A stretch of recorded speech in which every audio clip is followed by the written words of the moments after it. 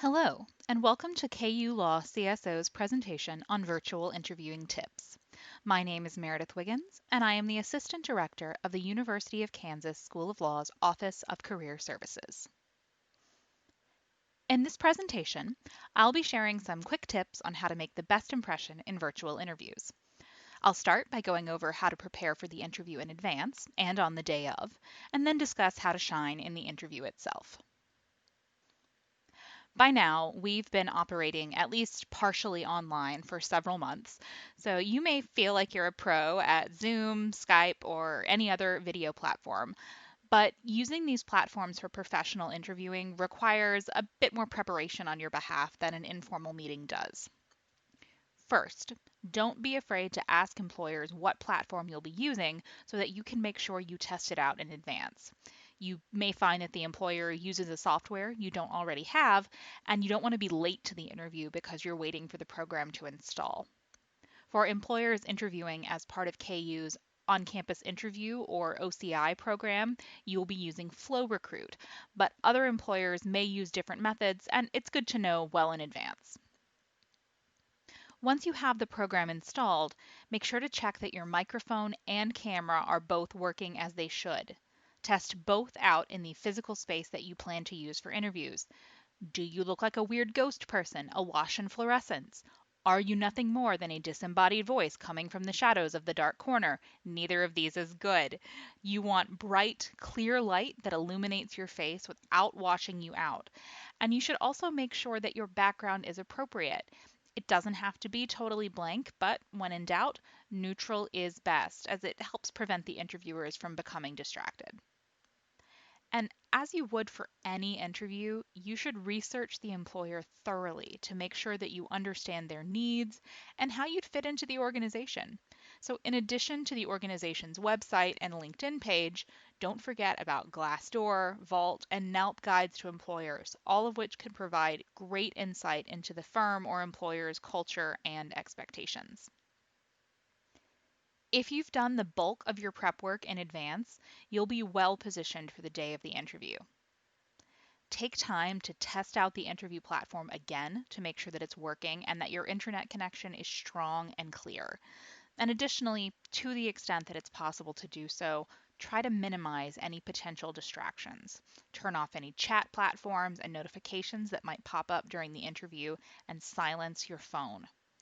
While a private space is best for interviews, if you have to be in a common or shared space, make sure to notify family, friends, or roommates that you're going to be unavailable for a period of time. And consider posting notes in the space that will remind any other folks around that you're in a professional interview.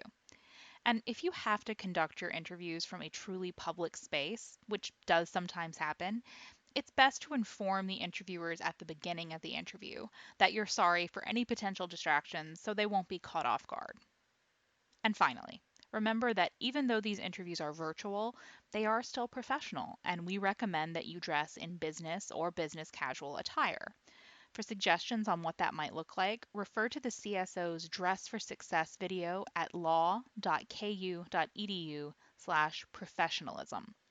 And if you need help finding clothing options, the CSO maintains a small clothes closet in its office, and KU's University Career Center maintains the FOG, or Professional House of Garments, both of which contain clothing options that you can take and keep free of charge. In most cases, you should plan to arrive for the virtual interview at least 5 to 10 minutes in advance, just as you would for an in-person interview.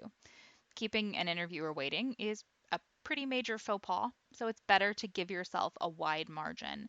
And you can use this time to mentally review answers to common interview questions and to do some deep breathing to calm yourself before the interview begins. While virtual interviews aren't everyone's preference, they do have some built-in advantages.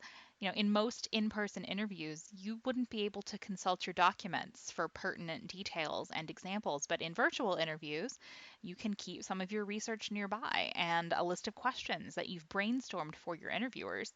While you don't want to be obviously reading off of a piece of paper, having some notes available to quickly review is a major plus of this format.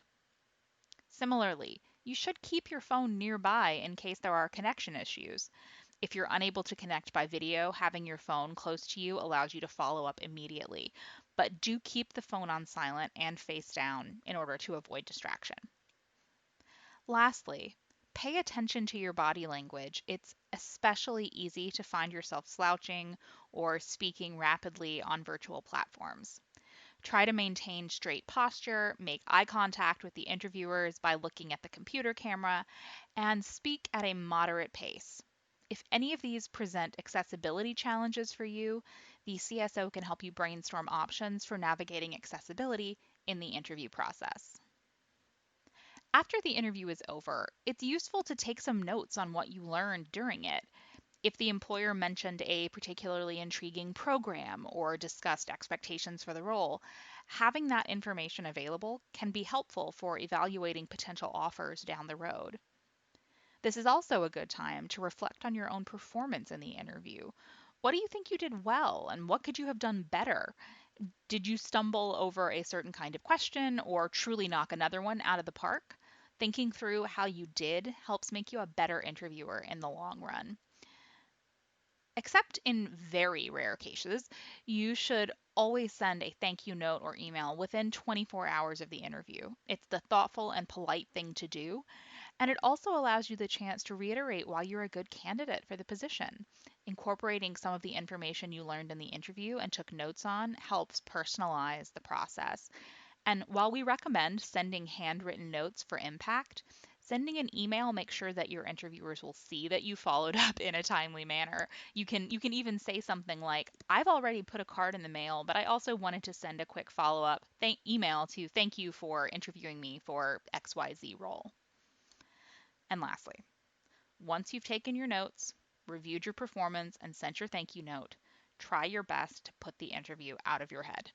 At that point, you have done all you can do to present your best self, and you're better off focusing on your next interview than your last one. Remember, a successful interview isn't one where you get the job, it's one where you represent yourself to the best of your ability. I hope that you found this video helpful as you prepare for the virtual interview process. Feel free to reach out to the CSO if you have any questions, and rock chalk!